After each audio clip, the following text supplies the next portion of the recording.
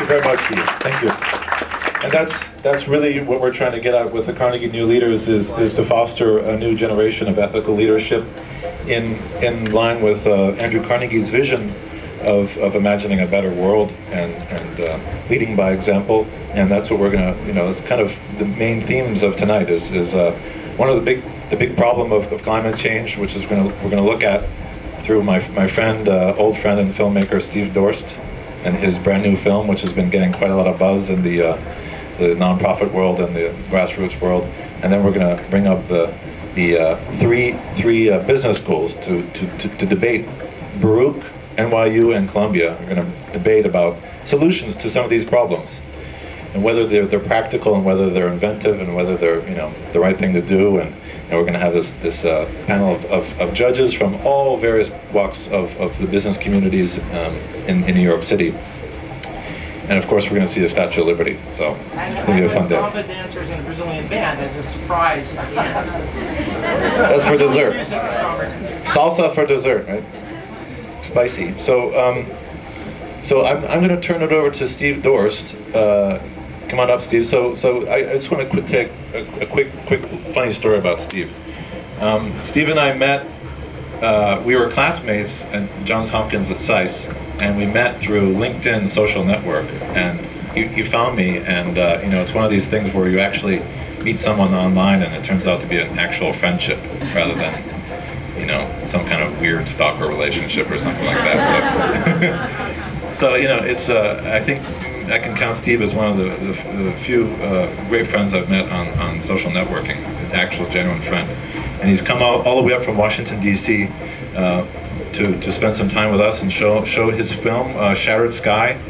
And you've seen it here first, basically, right, Steve? Thanks so much.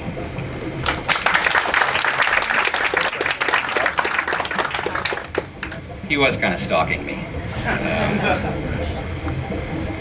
It's an honor to just come up and spend some time. The Carnegie Council is doing some amazing things, and it's a pleasure to be here. They're really looking at a lot of issues. For me, looking at clean energy and breaking through the policy roadblock for energy policy really needs an ethical look, and the Carnegie Council is just doing an amazing job with that. Tonight you're not going to see a finished documentary. You're going to see 4 or 5 minutes, one segment of a work in progress. This film will be finished in about 2 months. We're trying to finish it by Copenhagen. The film is called Shattered Sky, and it makes a case for action on climate change. If you guys are any bit like me, you're really frustrated by the contentious debate on the Hill in terms of climate change and energy policy. And the more I looked into it, I've seen a lot of the same debate going on for decades. Lyndon Johnson first mentioned the carbon dioxide problem more than 45 years ago. Frank Capra, who made It's a Wonderful Life, made a government industrial film about the greenhouse effect more than 50 years ago. We've known about this issue, and the problem is trying to reconcile in our Congress and in our executive the challenge of something that's emerging, invisible, and has so many ramifications for our economy.